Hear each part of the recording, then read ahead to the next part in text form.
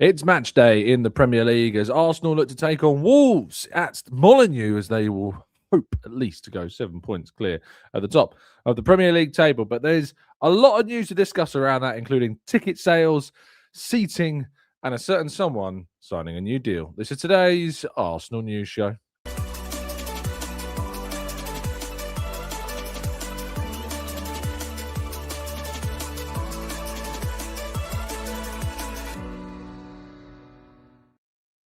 I've used these headphones, I don't know for how long. You've seen me wear these headphones every single day for a long time. And I put them on this morning, and I know I've got a giant head, but it's just snapped right as I put them on my head. I've used these headphones for so long. I will buy exactly the same pair because, as I say, they've been so good. It's a pair of Sennheiser ones, but and they're only like 20 quid, but like, oh. They've lasted so long, and then this morning they fail on me. So fuming, absolutely fuming. It feels weird now. I can't hear. I wear headphones because I can hear my own voice through the headphones, so it keeps me kind of level, and I know exactly what I'm saying, which sounds weird because you know exactly what you're saying anyway without headphones on. But it's just kind of like consistency that I now don't have. So this feels weird. So if I end up stuttering and spluttering through this show because it feels different. That's why this morning. So oh dear, RIP to the TGT headphones. I absolutely love the sound of my own voice, Lachlan. That you're absolutely right. That is exactly what Maria says. It's weird seeing your ears. I know they do exist. I do have them. They've always been there, but I'm so used to not having. No, well, I'm used to having headphones on. Usually when I'm abroad in the hotels before games, I don't have the headphones on, so I'll do it anyway. But it feels strange. So I'm going to have to get some of them on record. Speaking of hotels, tomorrow's show will be live from Wolves. I'll be staying over there this evening ahead of Arsenal's game and after Arsenal's game, of course, against Wolves tonight. We'll talk about that in part 2. We'll do a little preview ahead of the game. So make sure that you tune in tomorrow morning. It won't be a long show because I've got to catch a train home. But I'll be staying over tonight in Wolves, hoping that Arsenal can get a positive result. And as I said, go 7 points clear of Manchester City without reply. We would have played a game more, but much better to get the points on the board, certainly. Right, let's go into today's stories. Good morning to those joining us live in the chat box, of course, as always. Matt G, Claire, Sid, Martin, Mandy Blackshire. We've got Natty, Tom, we've got Brian. We've got Thomas and Amber Lee. We've got Knowledge and Roy. Good morning to you all. Thank you so much, as always, for tuning in. Really appreciate you all being here. Let's jump into these slides. First of all, tack it. You see, I'm struggling already. No headphones. I can't hear myself. I can't speak. Ticket rises and safe standing. This is obviously, I think for me, there's a lot of went down yesterday, but this is the biggest story of yesterday for a number of reasons. Arsenal announcing yesterday a number of changes coming to the club, to the Emirates, to fans. And we can tackle it in kind of 2 parts. I think we should tackle the most important story first, which is the ticket rise itself. So ticket rises, the ticket cost is going up for the 5th time in a row at Arsenal. 5th season in a row that we're seeing an increase in prices. 3.9% is the average increase across all general admission season tickets in the upper and lower tiers. So if you want to know all the breakdowns of what the price is going to look like, Arsenal did put up a big table on their website, which you can find if you click on the news tab. It's now the 8th story, believe it or not, already on that list. But yes, that is the really big story. If you want to find it on the main homepage, you can't. If you click on the main homepage, you click on see less or see more. This morning, I'm scrolling down into the trending stories. It's not even in the trending stories, even though it's probably the biggest trending story. I'm scrolling down a bit more, scrolling down some more. Still not there. Still not there. Arsenal quizzes, definitely not going to be there. So, yeah, you can't actually find it on the main Arsenal homepage. You have to click on the news tab and then go to the 8th story along, which you'll click on, and that will give you all the information about the ticket increases. And, yeah, it's obviously frustrating. My honest opinion on this is... my honest opinion is that I don't, in my opinion, see that there is a giant necessity after 4 seasons of incremental increases to increase it this season. Arsenal have seen record level revenues over the last few years as they've returned to the Champions League, as they've competed at the top of the Premier League. They are on course this season, the best chance that they've had in a very long time to win the Premier League. And as a result, one season where they could have frozen it after continuous calls from the AST, and the AST did release a statement yesterday condemning the decision. They said that we are disappointed that the FSA's Protect the Fans, Protect the Game proposals calling for a ticket price freeze across all Premier League clubs has not been taken up. Neither the Premier League nor Arsenal have seriously engaged with the idea that a freeze for all clubs would help stop the arms race. We firmly believe that with football's sector benefiting from ever-increasing broadcast and commercial revenues, that it is time to stop squeezing match-going supporters so hard.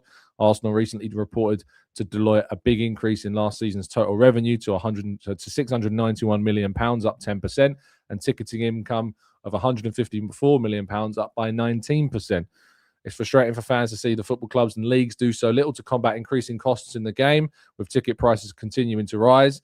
The AST has led efforts through the FSA and the FSE for regulation to control agents' fees, yet the football authorities and clubs seem incapable of collectively addressing this. We now expect both Arsenal and the Premier League to give more explanation as to why they have chosen to ignore the compelling case for a price freeze put forward by Protect the Fans, Protect the Game campaign, which was overwhelmingly backed by supporters, including all representative members of Arsenal's advisory board.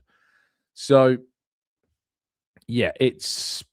I personally, from a personal point of view, I empathize entirely with this. I don't understand really the need for this season for those prices to go up after 4 seasons of increases. And I don't know what the 3.9%, I don't know what difference, how many millions that's going to make. I'm sure people can work it out. But I don't know how many millions are going to be made from that 3.9% increase, which is around £2 per game on average per seat. The average, that's the average. It won't be exactly that per seat, but that's it. £2 per game. So if you've got if you're watching 23 matches, you're looking at what, 56 quid on average of an increase for that 23 game season ticket, or the 19 game season ticket. It's going to be 38 quid. Sorry, £46. I can't do maths anymore. £46 or £38 increases to the season ticket, which, in essence, £36 for £38, £46 across a season ticket that already cost £900 to 1,700 odd quid. Carl's saying that Charles Watson said it's around 3 million for the season. And look, when we come on to the safe standing, we know that the investment in the stadium is happening and that they are investing in the stadium. And we know that 3 million increase, there was, in all of the pumps and the kind of the distribution of the beer and stuff like that at the taps, there was a £3.5 million investment there. We know that the safe standing is a 7-figure investment for the club as well for the next couple of seasons. So, yes, there is reinvestment in the ground, but why are the fans in some ways having to pay extra for that when the revenues are up? And it's not to say that, we'll wait for the accounts to come out and we'll see whether or not the club has made a profit or a loss. But still, it's, it never sits well. No fan is ever going to sit here, or no fan should ever sit here and say, yeah, I could absolutely back a 5th successive ticket increase. Who is going to do that? It's a shame, and I thought it was this season. I was really looking forward this season to something of an opportunity, if you like, an opportunity to see a freeze to reward fans after 4 seasons of the increases. Now, in the past, we've seen ticket prices increase by a lot in one season. And these 5 seasons have been kind of like these little incremental increases rather than a freeze and then a big increase. So you can argue which one is better. I don't know. I feel like, does the club get any credit for freezing ticket prices? I think it does to a degree. I think you do get credit. It's forgotten about pretty quickly. And as soon as you do an increase, the outrage for an increase is always far bigger than the praise the club gets of freezing, because it's kind of seen as like, well, they should freeze it. They're a multi-billion-pound organization. They should freeze ticket prices. But I still think it just doesn't sit well with me. And I was speaking to a contact at the club the other day. I asked about the seats. The Emirates Stadium seats have got quite faded. I think if you go to the Emirates, particularly in those sunny days, you can see how the Emirates looks quite dated, particularly the seats. I was told there's no plans to address that at the moment when I asked about that, and which I think is a shame. I think, it's difficult to even see your seat number in some cases to know where your seat is. There's no current plans to improve that. But there is plans to improve with the introduction of safe standing. So let's talk about that. So the safe standing introduction will see 6,850 seats in the clock end, including the away section, have an introduction of safe standing railings so that fans are able to stand and not have to be told to sit down in certain sections. Of course, a lot of people do stand already in these areas, and that's from the 26-27 season that the clock end safe standing introduction will be there. And then from the 27-28 season, 6,650 seats in the North Bank will have an introduction of safe standing as well. Now, this is 13,500 seats across 2 seasons will have an introduction of safe standing parameters. There are a number of things around this, which is that there is going to be no expansion of the capacity just by changing to safe standing. A safe standing seat will just be a seat that was normal converted into that seat. So there's no extra seats. There's no extra capacity. It's just the introduction of those safe standing railings at the game to encourage and allow fans to stand without needing to. There are no plans, to my understanding, to introduce safe standing in the east or the west stands, so the sides of the pitch. There are no plans to introduce standing there, nor is there any intention, it seems, for that to be the case. And also, there are going to be further and more scrutinizing checks on fans going into these areas in terms of tickets to avoid the need for segregation. Because what the club doesn't want to see is obviously fans who have got seats in seated areas start to move into those areas where there are safe standing rails, and there is going to be extra checks on fans to make sure that the fans that are sitting in those areas have got tickets for those areas. So to kind of deter migration of fans as well. The hope is that it will increase the noise. It's something that the club has been, that the AST and fan groups have been pushing for a long, long time, and it's great to see that. And the club are investing in it, so it's costing the club a significant amount of money. So if there are going to be ticket rises, at least that is in some way going back into the club in this way, that to help the match day experience. And we know that there are further plans to help improve the matchday experience and the infrastructure inside the Emirates as well. In terms of a stadium expansion, that remains under review. Those conversations are ongoing. Those discussions are ongoing, but it's not anywhere close to happening, I would say, right now. So that's where we're at with the Emirates. We'll come to your questions in part 2. I'm sure some of you will have some questions. I'll do my best to answer as many of them as I can, but we'll come to some of your questions on that in part 2 of today's show. Bukayo Saka, Sammy Motbell breaking the story yesterday that Saka has signed a new deal. Certainly it's my understanding this has been signed for a little while now. It's not a case of like this week he put pen to paper. It seems like he's had it signed for quite some time now, but it's just emerging. There could be an announcement this week. There could be an announcement next week. There are no home games for Arsenal men's team this week, with Wolves away and then Spurs away.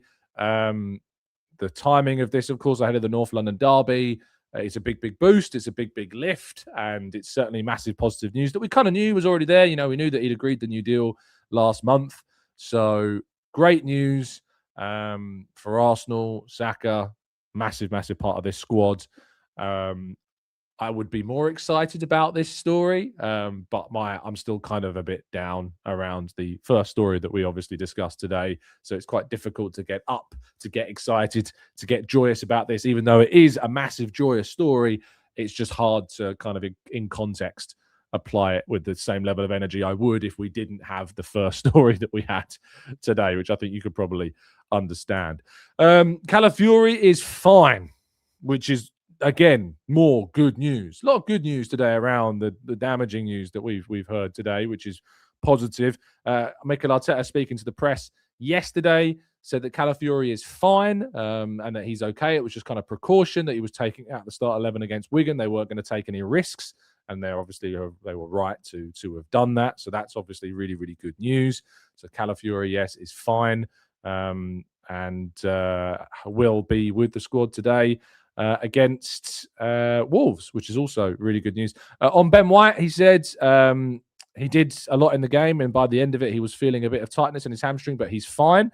Martin Odegaard is a no for Wolves. He's not going to be fit, but for Sunday, we are very hopeful that he can be with us. I have to say, if Odegaard is injured enough that he misses the weekend and he misses this game, why on earth did he not come on against Brentford? Like, I know that there are some injuries that kind of emerge and get worse and swelling goes up after you've been running around. So I imagine that's in part to do with this. But, we all could tell that he had to come off in that game against Brentford. We all know he wasn't the Martin Odegaard of those first 15 minutes before he got the injury. It's just baffling, isn't it? So that's very strange. On Havertz, he said Kai is the other one. But again, for the weekend, it's a possibility. So looking forward to having him in the squad. I'd say flip a coin if he's going to be in the squad for the Spurs game. I'd still be surprised if he's in the squad for the Spurs game. I mean, we heard previously from David Ornstein, wrote the story, 3 to 4 weeks. We're still at like the 2 to 3 week period by the North London derby. So, and the expectation is that he was going to miss it. So I'd be very surprised if Kai is in the squad on the weekend, but maybe for Chelsea. But even then, who knows? So that would still be at kind of the early end of that 3 to 4 week situation. Arteta confirmed that it's a hamstring issue that he's suffering with at the moment in the embargo section of the press conference. Isan Khan asked the question around that. So yeah, look, it's good news that Calafiori's back. It's good news that Ben White's fine. It seems that Martin's close. It seems that Kai is getting there. But I'd be surprised if Kai was in the squad at the weekend. I think that might just be a little bit of Arteta just being like, oh, he could be, he might be. Go play those mind games with Spurs. But yeah, I guess we'll have to wait and see on that front. Other aspects of the press conference, there were some really kind of good bits actually around the idea of having the breaks that we've got coming up, managing the squads, the title race, the pressure. He says being in the position that we are in is a privilege and we take it because we have earned it for so long. 7.5 months is a long time every single day to do the right things and perform at that level. And we were performing today where we are. So we need to embrace that. Tomorrow we know that we're going to play a really difficult match. Our recent pass with them showed how tough it was to actually win the 3 points. I know Rob really well and how he sets up his team. So it's going to be a tough test. Which we know it's going to be. Even though they're bottom of the league, we're top of the league, but Wolves caused us a lot of problems in the last time we faced them at the Emirates. So, yeah, it's really important that we get these points and win well. I really want to see us winning as well as feasibly possible in this game. Because if we don't, there's going to be some problems in the title race for Arsenal certainly this season.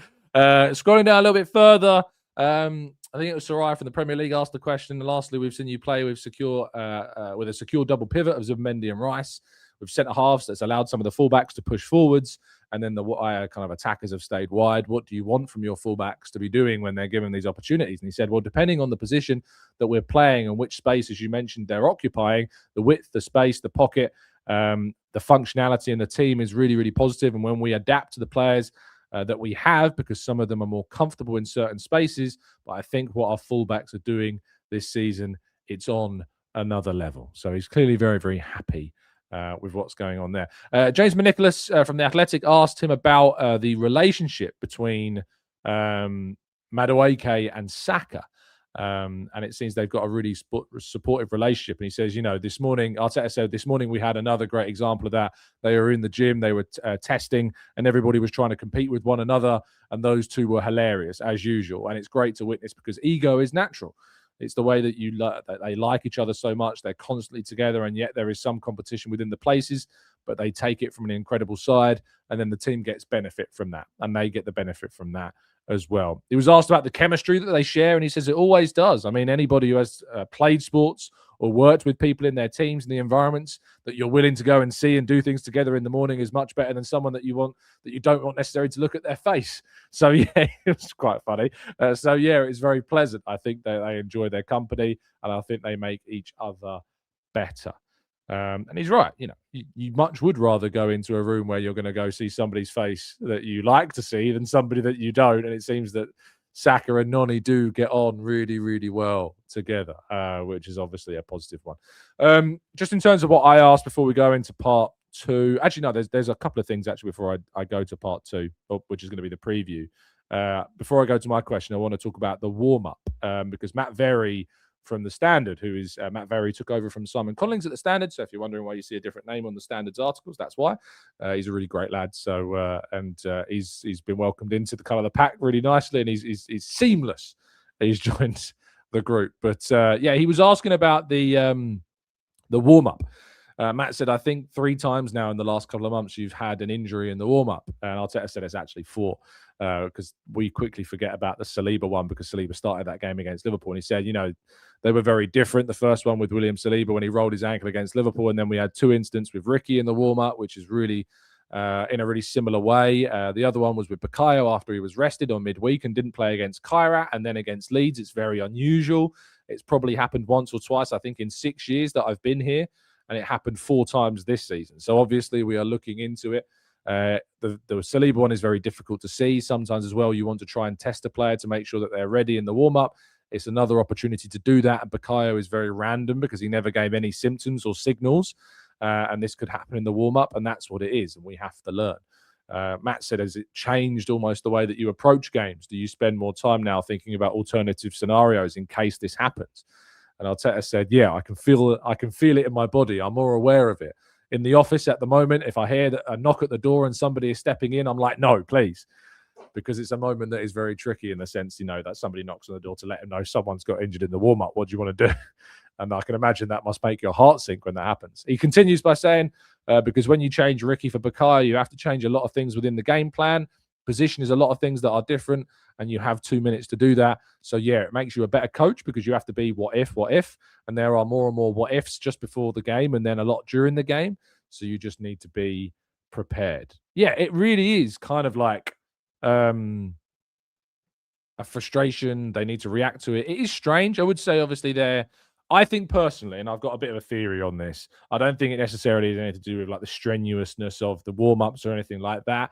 I think, Saka and Ricardo have recovered pretty quickly from any of the issues that were suffered there.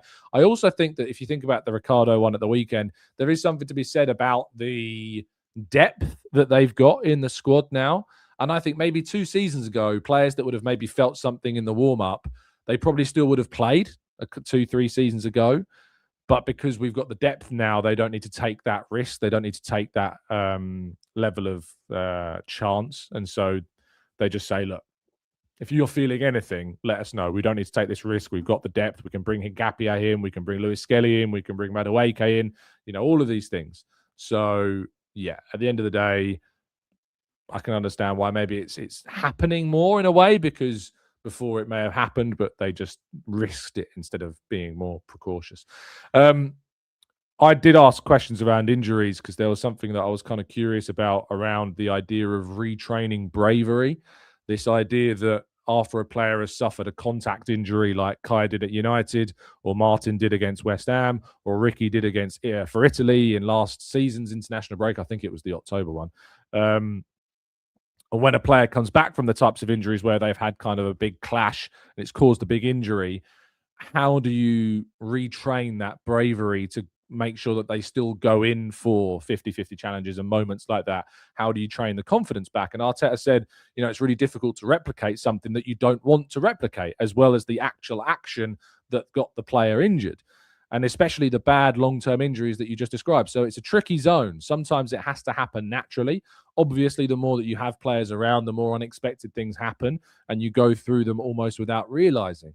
And that's, my opinion, the best way. Because it is weird, isn't it? Like the idea of having to retrain a player to want to go in for tough challenges, knowing that there is a chance that they could suffer the injury that they suffered previously. But if they don't go in for those challenges, or they go into those challenges half-hearted, they might even injure themselves worse than they did before because they've not gone in with the commitment that they needed to, which sometimes can help you avoid injury. So there's the kind of that element to it. And something else that we've heard, and I think it's been heard about Saka quite a lot, is the idea when a player gets a muscular injury, you hear the phrase, they've lost a yard of pace.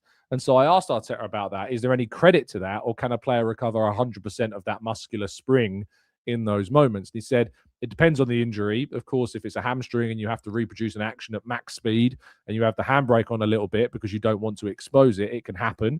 And if you have a reaction, you are scared to shoot from a distance as well, and you just make a pass, it can be in the brain. But I think part of the rehab and part of the people that are involved in that process is to give that reassurance, to do the drills, the exercises, the treatments that the players need. So when they are there, they are 100% able to do that action when the game requires it. So yeah, I think it depends very much on the injury. From a personal point of view, I do think Saka does not look as quick as he did prior to that serious hamstring injury he suffered last season at Crystal Palace.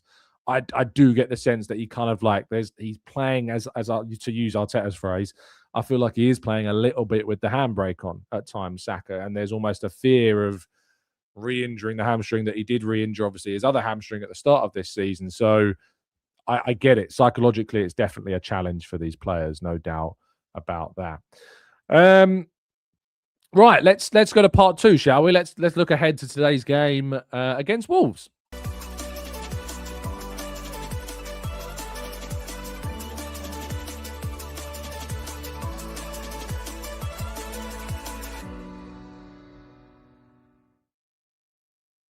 Right, this is part two of our today's show, where we're going to, of course, look at the 11. I'm really struggling to speak. I tell you, it's weird. When you change, Arteta said yesterday about like the warm-ups, like when he was a player, he didn't want to change routines. And if you change a routine, it messes you up.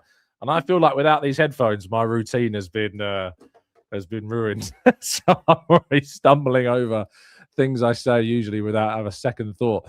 But yeah, this is the team that I would personally go with today. Yes, I would absolutely love to see Saka again play in that central attacking midfield role. I really would like to see it happen. Really, really, really would like to see it happen. I think Eza, for me, as I've been saying for a long time now, I think if you're going to get the best from Eza, I think he needs to play it on the left-hand side. I would start Trossard against Spurs at the weekend. I've also got that Tottenham game in my mind as well. But I think if there's a game where, again, you can kind of keep that relationships going between Saka and Madueke, is a great opportunity to do that, I think, here. So Madueke on the right, Saka in the middle, Gyökeres up top, Eza on the left, Rice and Zubimendi back in the team. Nketiah, Gabriel, Saliba and Timber as my back four, and David Raya as, of course, the goalkeeper. Calafiori, despite being fine, I'd still pick Nketiah for this game. I just think it's he's obviously less of a concern, and he obviously got the assists for Madueke in the game against Brentford as well. So this is what I would go for. If I'm saying what I think it'll be Saka on the right, Eza in the middle, and Trossard on the left. I think that's what I think that it will be. But other than that, I think it'll be as is on your screen. But I would quite like to see this experiment of Saka through the middle continue, just to see what it's about. If it can give us something different, if it can kind of unease opposition teams so they don't really know what to expect. Arteta spoke about how he was kind of like quite surprised in a way by the reaction. But that's where I'm at. So let's get your scoreline predictions in the chat box. Tell us what you think the score is going to be tonight in Arsenal's game away at Wolverhampton Wanderers. Make sure if you are travelling up for the game that you check the travel arrangements. I can see a few of you in the chat box are suggesting early on today that there has been apparently some travel issues with the trip up from London to Swanley, to Swansea. I said Swansea. From the trip up to, imagine if we're going all the way to Swansea. That'd be pretty incredible, wouldn't it? From the trip up to Wolves. But I do think that we're looking at a situation where every week the train systems just feel like they're getting worse. I mean, I have a record of going up north where I am so persistently and consistently getting interrupted by delays, by cancellations, by awful attacks happening, which obviously are interrupting the train services as well. But goodness gracious me, it's not ideal. It's not ideal traveling away from home at the moment to cover Arsenal, but hopefully today's game, just having a quick look, it doesn't seem to be that there's any issues, and hopefully that is indeed the case. So hopefully everything's going to be all right. If you're heading on any of these trains today up to Wolves. Right, let's get some of these predictions. Chino says 2-0. Izzy says 2-0. Franklin says 3-1. D says 1-0. Akin says 4-0. Arthur says 2-0. Thomas says 3-1. Madueke to score again. Samuel says 2-0. Lachlan says 3-1. Saliba to score. He's due a goal. Jim says 3-0 win. Gabby goal. Doesn't matter which one. Maybe one from all three. That'd be great to see, wouldn't it? But it seems that a lot of you are predicting wins and good wins at that, which is good to see that the positivity still remains in you guys. Z says 2-1. Marky says 2-0. Sabio says 3-0. Sid says 2-0. Nifty says 2-0. Paul says 2-1 to the Arsenal. Mikkel says 1-0. So does Rye. So yeah, there's some bigger scores. There's some closer score lines as well. It's going to be a difficult game. Look, Wolves away. I know they're bottom of the league. I know they've had a disastrous season, and they're probably potentially online to break that Derby record of the lowest ever number of points. I think, what was that? Was it like 11 or something like that? And they're on 8, so they're only one more game equals that. But still, I'm not sure exactly what the record was. But they're on track to potentially set a new record low number of points. But it's still by no means going to be a simple task. They are a difficult team to play for us. We have suffered there in the past. We have faced difficult games there in the past. They have always caused us problems. And so I guess we'll have to wait and see whether or not that can be turned around this afternoon. You can turn around your fortunes when it comes to, of course, securing a safe and secure connection while abroad, perhaps on a public Wi-Fi service, by going to nordvpn.com/Gooner and getting yourself that significant discount off a 1 or a 2-year plan. If you can stay with the service for longer than 30 days, you might bag yourself an even better deal on top of that. If you head over to nordvpn.com/Gooner, you can find out exactly what I'm talking about. But if you're not happy with the service in those first 30 days, you will find yourself being able to claim that 30-day money-back guarantee on top of that as well. So make sure that you do that. So yeah, change your geodigital location in any of the territories supported by Nord. And of course, you can also protect yourself from those data snoopers and criminals by adding that extra layer of security and protection to your mobile, your tablet, or indeed your laptop. Any device is supported by Nord, of course. And you can have up to 10 on a single account, believe it or not. So check it out, nordvpn.com/Gooner. Right, let's go to part 3, I should say, your questions and more right after this.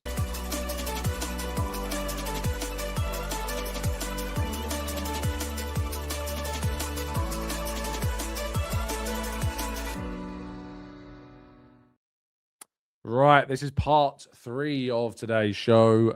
We'll be tackling some of your questions, some of your thoughts, some of your feelings, and more in the next 15-20 minutes or so. So if you've got any questions, maybe it's from any of the topics we discussed, maybe it was around the ticket prices, maybe it was around the expansion of the kind of, not expansion, but the introduction of those safe standing. Maybe it was on Saka, maybe it was on today's game. Anything that you want to discuss in today's show, now is your time to throw them into the chat box. So if you'd ever be so kind, drop them in now, and I'll do my best to go through as many of them as feasibly possible.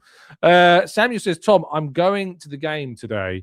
Second competitive live game I'll ever have witnessed. So I'm very excited. I'm in the home end, though. Any tips aside from not cheering any of the Arsenal goals? I've personally never done that. I've never sat in the home end of a ground where I'm a fan of the other team. So, yeah, I can't say that that's ever happened to me.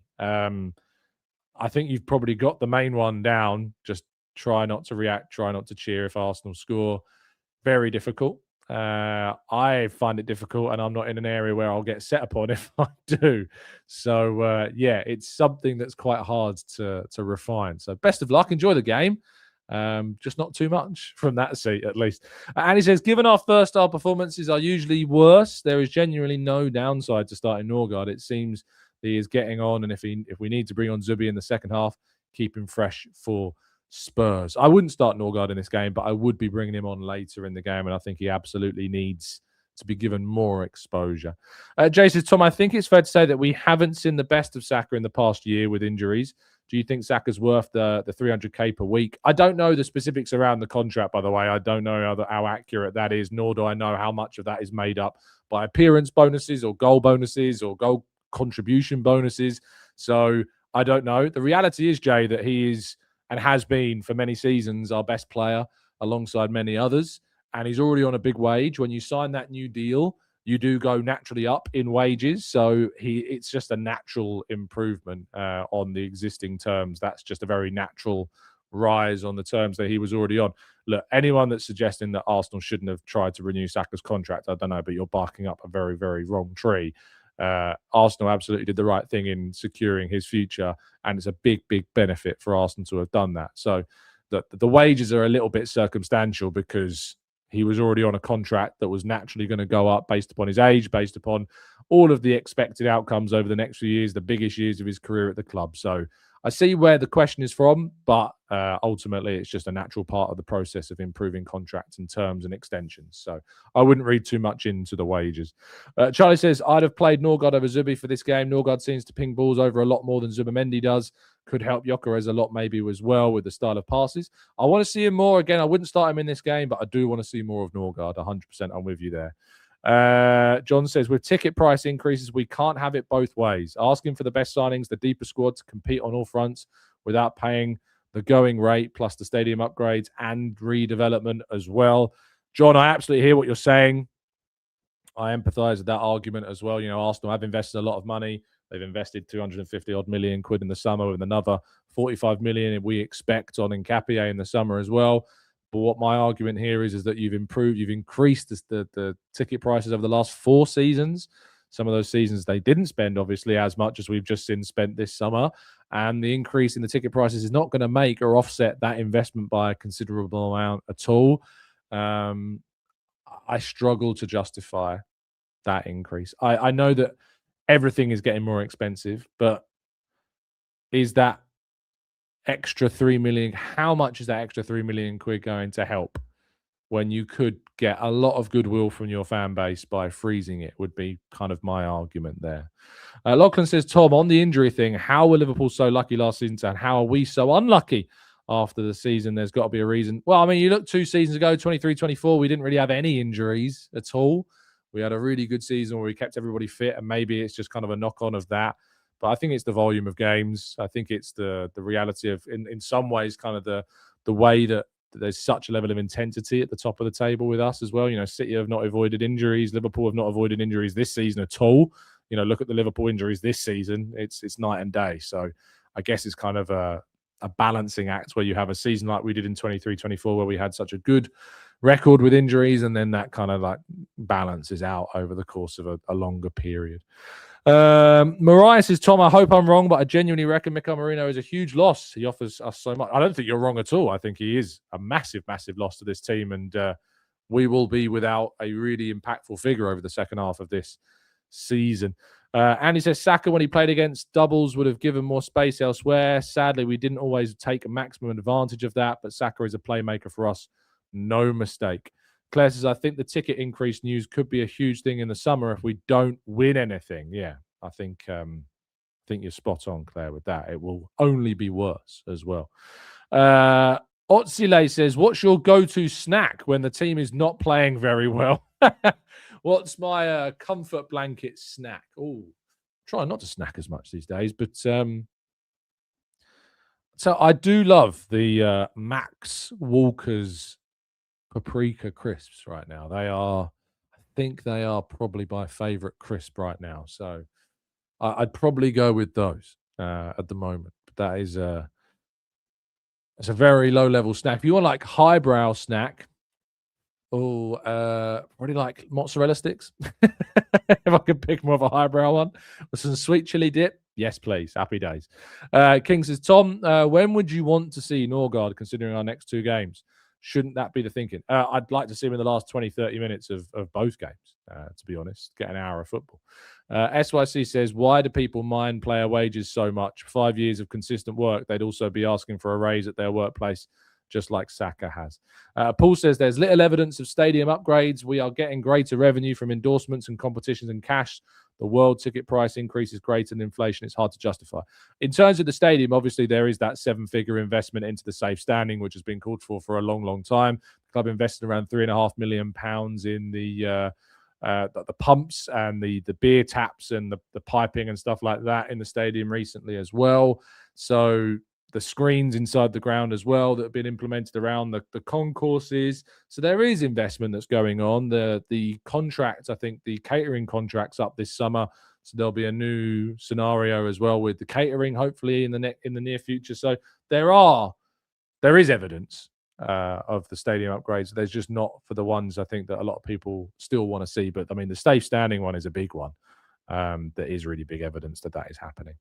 Wobo says, Tom, I'm so fed up with the now or never doomerism, especially seeing all of our main players renewing their contracts as well. I hear you. And for the last few seasons, I've been there. But this season, it's not a case of now or never, but it's definitely a case of now. We have to win the league this season. Have to win the league this season. Jeffrey says, is Ezra a possible starting replacement on the left after Bossard bosses us towards our first Premier League title in 20 years? I think I'd start Trossard at the weekend against Spurs, no doubt. But there's something in me that we'd quite like to see as a start this weekend against Wolves on the left. Slim says, how do we get our fluid best in attack? I can't remember the last game where we looked fluid. Some individual good performances, but nothing slick. I'd watch the Champions League games more often, mate, if I was you. You see there the slick, free-flowing, attacking, threatening football. We've had that a lot this season in those Champions League games against some really big teams. But in the league, it's really difficult. We had it against Wigan at the weekend. You know, teams that are more open, that are less positive, less good. Again, the Premier League teams tend to sit back in those low blocks and make it really hard to play that type of football. So, yeah, I'd recommend looking at the cup competition. I mean, look at Martinelli's goal record in the cups compared to the league. I think that's a great example. He's a player that thrives in a slick, free-flowing, counter-attacking, transitional style, and the cup competitions have encouraged that type of football. Look at his record in the Premier League. It's very, very different. And I think that's a great kind of microcosm, which is a bit micro, that gives us a bit of an insight on the macro type elements of the squad. Chris says, this is the perfect league game to play. Norgard, Wolves, the bottom of the table. Norgard is a good defensively and offensively, so play him and rest Zubi. Kieran says, since Brentford are at home, we have scored one open play league goal in the first 30 minutes versus Brighton. What do we need to do to break down teams early without only relying on set pieces? I mean, we're not obviously only reliant upon set pieces. Since Brentford at home, one open play league goal in the first 30 minutes of games, I see. So in those first 30 minutes. Sometimes teams, as we talk about, kind of get cracked open by set plays and things like that.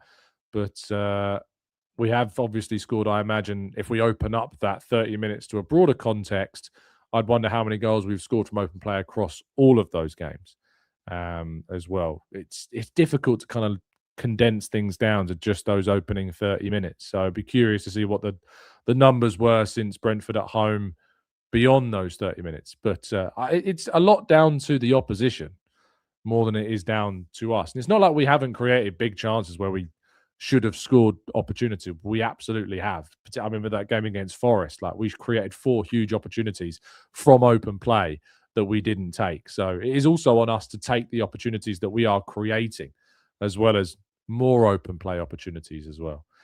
Paul says, I thought we paid for the upgrades you highlighted with the ticket price increases from the last 4 years. Well, it's an ongoing process, Paul, isn't it? It's an ongoing process, and there are elements of that are paid for with that. But I think, Paul, I've already empathized my view that I don't think they should have raised prices this season. I'm just letting you said before that we've not seen any evidence of in-stadium upgrades, and I'm telling you that we have seen evidence of in-stadium upgrades. But So you've changed the goalposts a little bit there with that comment. And he says, I suspect it's probably due to the cost squad ratio, having the extra space and potentially covering stadium expansions. But yeah, bottom line, they could run us or any other sports team for free quite easy. I mean, they could do it for free quite easily, but certainly I don't think they need this extra season of an inflation. Martin says, we played Forest and West Ham just after they changed managers and we won both of those as well. Thomas says, we don't get the rich doing things for free, which is also true. CS80 says, our team talk a reliable source. They're saying that Nico Williams intermediaries have said that he's willing to move. I always recommend that people, obviously, when you look at kind of articles from any website, that you go down and read the article first, see if there's a different source within the article itself. And I do notice, I think it's with Team Talk, and I think also with Football 365, people have said to me, are these websites reliable? And I say, have you read the article? Does it say in the article there is another source in those articles?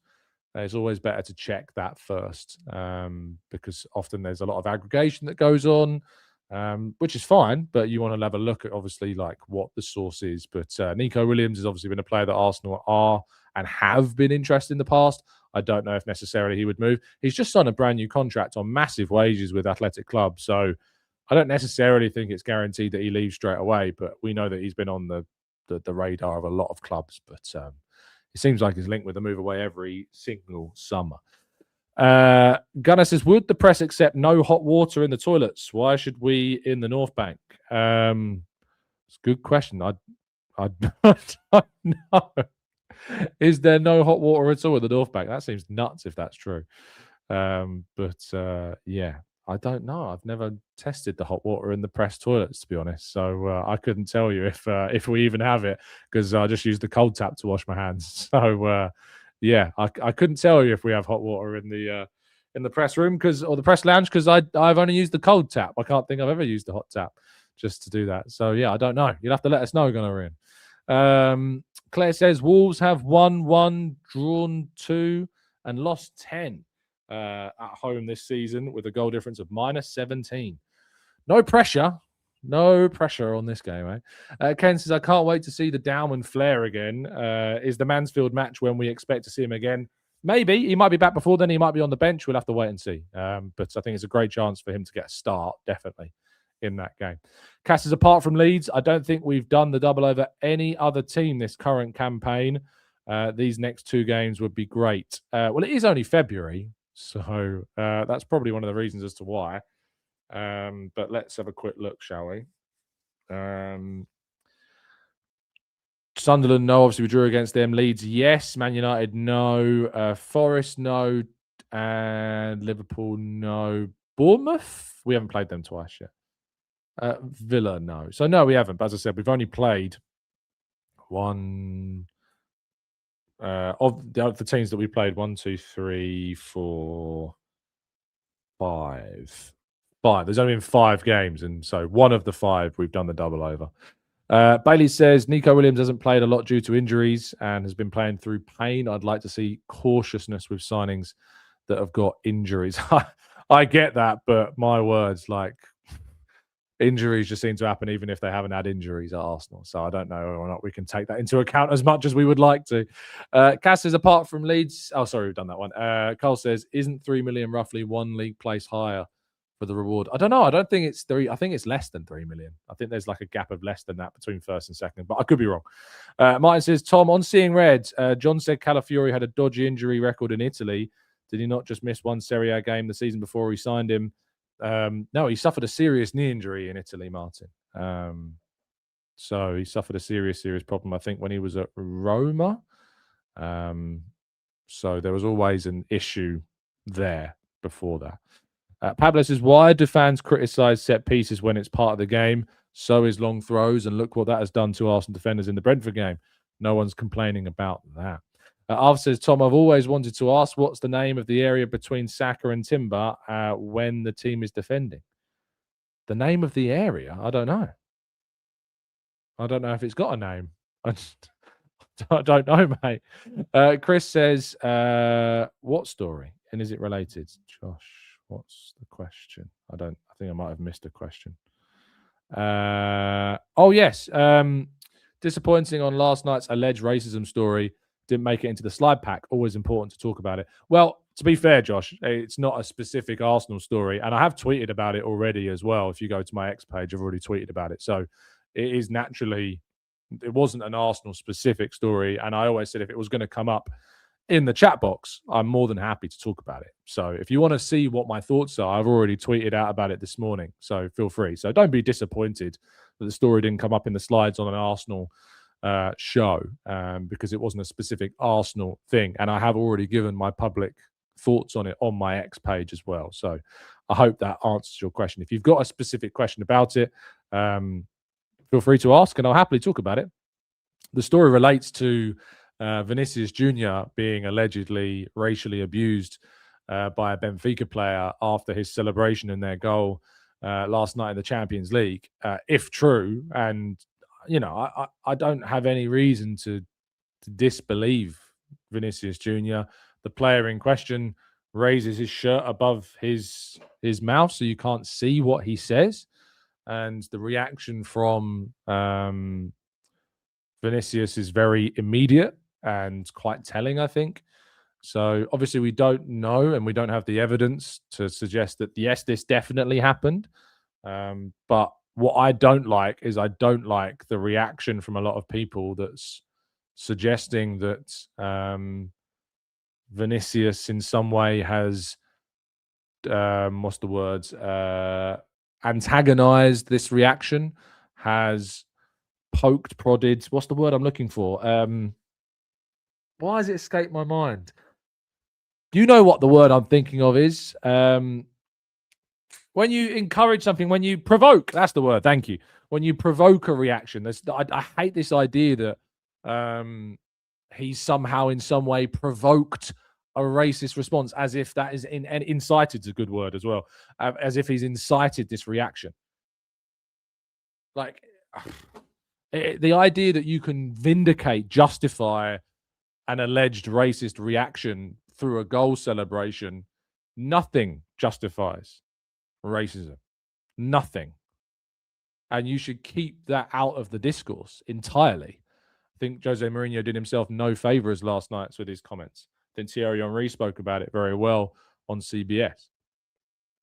It's absolutely insane that anybody would ever consider writing, speaking, broadcasting an explanation in any way to try and explain why that reaction occurred. Nuts. Absolutely. And anyone doing that, I hope significantly holds their hands up and says, you know, fair play, I got that wrong. You know, there is no justification, there is no explanation, there is no suggestion that there should be anything that justifies that response.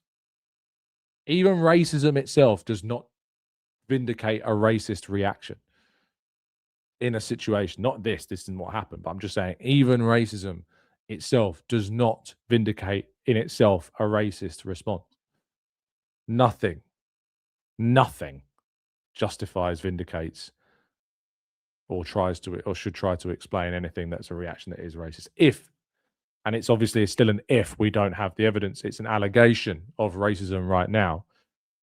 But hypothetically, if that is what to have, if that is what was to have happened, nothing justifies it. And for anyone to suggest or try and in any way explain why that happened, if it happened, you are very, very, very, very much in the wrong. I've seen a lot of people are saying Mark Clattenburg has said something. I haven't personally seen it.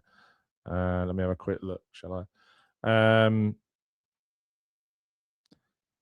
Mark Clattenburg, this is on the Mirror, implied that Vinicius reporting the alleged remarks had made life very difficult for the referee. He said, as a referee, I have had this situation before when players have reported a racial comment on the field of play.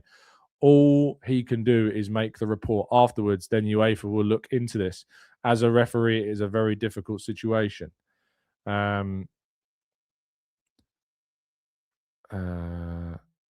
Yeah, his choice of words there are not great, are they? Saying that he's made it very difficult for the referee. Why? What? Yeah, I mean, the more you read that, the more ridiculous it gets. As a referee, it is very difficult in these situations. As a referee, I've had the situation before when a player has reported a racial comment on the field. All he can do is make the report afterwards. Then UEFA will look into this. As a referee, it's very difficult. Yeah. Yeah, he's saying it's an implication, isn't it? And it says here, Clattenburg implied that Vinicius reporting the allegations made it very difficult for the referee. It says, as a referee, it is very difficult. It shouldn't be, should it? Like, it shouldn't. If you get a report of racism, there is a protocol. The reason the protocol exists is so that it's not then difficult for the referee. The referee cannot even be in two minds about what his next decision is. There is a protocol that exists, the protocol that has been created that you then follow. Are you meant to, as a player, go, oh, I've just been racially abused? I don't want to make it difficult for the referee by telling him, because he'll have to go through that whole protocol that's been designed and created for this exact moment. I mean, what is he thinking? Like, and again, I'm not going to conflate the two around referees in this instance, but how often, well, we're talking so often about referees, and yeah, look, it's ridiculous. Michael says, hey Tom, I listen every morning. First time listening live. Thanks for everything you do. Thank you so much for tuning in, mate. Really appreciate your kind comments. And he said it probably requires a second player or the referee to support the claim of Vinny, so hopefully someone's heard it. Well, the Real Madrid players appear to have heard it. Now, Benfica's official X account, and I will just double check that before I say it again, but I know a lot of people were quoting a Benfica account yesterday. Yeah, so the official Benfica account with 1.8 million followers at SL Benfica tweeted, "Como." I mean, I can't read Portuguese. I'm going to translate it using Google, using X. It says, as the images demonstrate, given the distance, the Real Madrid players could not have heard what they claim to have heard. I mean, that is madness that the official X account of the club says categorically the Real Madrid players could not have heard what they claim to have heard. What are we like? This world is just going backwards, isn't it? Like, if there is an allegation of racism ever in any setting, whatever, whether it has happened or whether it's been mistakenly heard or whether it's someone's heard something that didn't actually get said, whatever the scenario, if a racism allegation is made, it needs to be taken with the utmost level of seriousness, fully investigated before any sweeping statements or remarks get made about the legitimacy of those allegations. To put a post out like that, it just shows you kind of how backwards things are going right now. Society is in such a sad state of affairs. Football remains, unfortunately, a bit of a hotbed still for this type of activity, and it's just so downheart. It makes you so downbeat and downtrodden about the entire thing, you know. So yeah. By the way, and Arthur, I'm going to call you out for this. So, racism from an Argentinian? No, never. What you've just said there is xenophobic, by the way. What you've just said there is discrimination. Because what you've just done there is generalize all Argentinians. I know a lot of Argentinians that haven't got a racist bone in their body. In fact, I'll argue that there is no justification for a comment like that. No justification at all. You've just done exactly the same thing. You've made a judgment on someone based upon their nationality, something that nobody can control. And that's exactly what we've just been condemning here, Arthur. We have just spent the entire 10, 15 minutes that we've been discussing this condemning racism, making a judgment about a person's value or views or perspectives based upon the color of their skin. And in that one moment there, you just made an entire judgment about an entire nationality based on where they're from.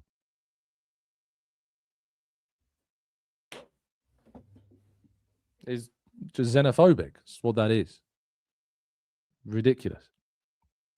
And this is what I say. This is the problem that exists. This is the problem that we continue to have in this space. It's awful. You see it all day, every day. I remember, and just to bring in another element of this, we've talked about a racism incident here. We've now had an incident of xenophobia in our own chat box as a result of that conversation. When Arsenal put the "Love is Love" flag banner up in the Emirates the other week, I put a picture of that up on social media. The responses to that were disgusting. But the amount of hidden replies on that post, just because I want to try and protect anybody that would be incredibly offended by some of the replies. I didn't limit the replies to it. I probably should have done. I don't think I've ever limited replies to any post I've ever put up on X personally, but maybe it's something I should do. But yeah, look. No, it's just such a sad state of affairs at the moment, isn't it? It really, really is. Oh, it's a horrible place to exist. Thankfully, I know 99% of you are great people that know and feel this way. So that's why I'm always glad to share a space with the vast majority of you that don't share those types of those things. Izzy says, this is the problem, Tom. Most of us agree, but for some reason in football, it's not taken seriously. Very disappointing. Unfortunately, it's going to talk a walk off the pitch as well. Dubplate says nothing ever gets done. The reality of racism across Spain and South America. I'm no doubt saying that. I don't think there's anything wrong in saying that there is a prevalent issue of racism in certain areas of the world. I think you can make that argument based upon data and facts, but you cannot generalize a nationality ever. You can certainly look at the data and highlight where racism is prevalent in certain parts of the world. You can do that based upon evidence and facts and data without issue. And if we look at the high profile racism incidents in places like Spain, we know that it exists. If we look at racism incidents from other nations, it exists. But to generalize any nationality is in itself xenophobic. So you've just got to be so careful about how you speak about it. And I don't think there's anything wrong necessarily with that comment, because I think you can absolutely point to places like South Africa and places like Spain where there has been prevalent and consistent incidents of racism through history. But also here in the UK, there is still serious levels of racism. So it's not like we can just start pointing fingers at other countries and say, oh, look, there's loads of racism over there, as if it doesn't happen here, because it absolutely does. It's really, really, really prevalent at the moment. Lachlan says, hey, Tom, the sad reality is it's getting that bad that the only way to deal with it is to have thick skin. It's a shame, but I don't see things getting better. It's not the only way to deal with it. And as soon as we accept that you just have to have thick skin, which is in a way accepting that you're going to be racially abused if you aren't white, is just not okay. It's just not okay. It's that's giving up. That's giving up on the battle. It's giving up on the battle. When you need to show allyship in this situation, you need to show everything that you can to try and speak about it. It's just, yeah, it's horrible. D says this is an issue which transcends sport. Argentina do have a history of whitewashing and racism in their country. I cannot generalize though and say every Argentinian, but there have been a lot of incidents. And that was what I was saying earlier. You can pinpoint to examples of where there have been prevalent levels of racism in certain nations, but you cannot ever just generalize an entire nationality to assume that it's come from someone like that because of where they are from. Because as soon as you start to do that, you are compiling the problem further. And that's what we have to fight back against. Black Warrior says same things happened during the African Cup of Nations between North Africa and Arab nations and Black Africans as well. I barely followed the AFCON, to be honest. I watched the final, so you'll know more about the incidents that went on during African Cup of Nations than I will. But it's a widespread issue that continues to dominate the sport of football.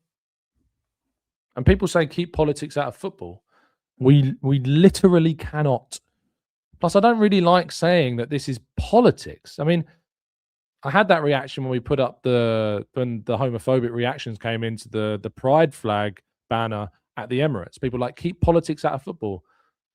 Your skin color is not politics. Your sexuality is not politics. Your gender is not politics. Your religion is not politics. That's not politics. That's something that you cannot control your sexuality. You don't choose it. You don't choose your skin color. You don't choose where you're from. You don't choose what you look like. And so to be discriminated upon any of those things that are things that you do not choose, that's not politics. So when people say keep politics out of football, it's such always a ridiculous statement. It's such a ridiculous statement.